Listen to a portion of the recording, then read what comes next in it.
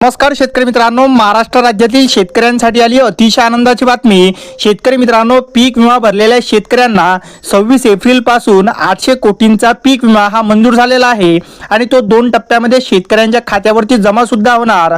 शेतकरी मित्रांनो, खरीप हंगाम 2025-26 मध्ये अतिवृष्टीमध्ये नुकसान झालेल्या सोयाबीन, उडीद व मूग उत्पादकांना आता शेतकरी मित्रांनो यांना 813 कोटींचा पीक विम्याचा परतावा मंजूर झाला।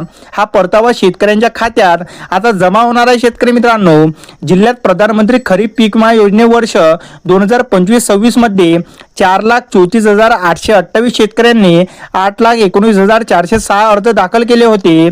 यात 5,13,260 हेक्टर क्षेत्र हे विमा संरक्षित होते। शेतकरी मित्रांनो, यासाठी शेतकऱ्यांनी 56 कोटी 6 लाखांचा विमा हा कंपनीकडे पाठवला होता, तर राज्य शासनाने 103.24 कोटी व केंद्र शासनाने 103.24 कोटी असा एकूण 262 कोटी रुपयांचा विमा हा जमा सुद्धा केला होता।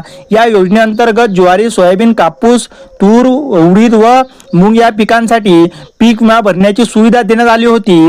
शेतकऱ्यांनी वेळेवर विमा भरण्याचे आवाहन हे जिल्हाधिकारी राहुल कर्डिले यांनी सुद्धा केलेले होते।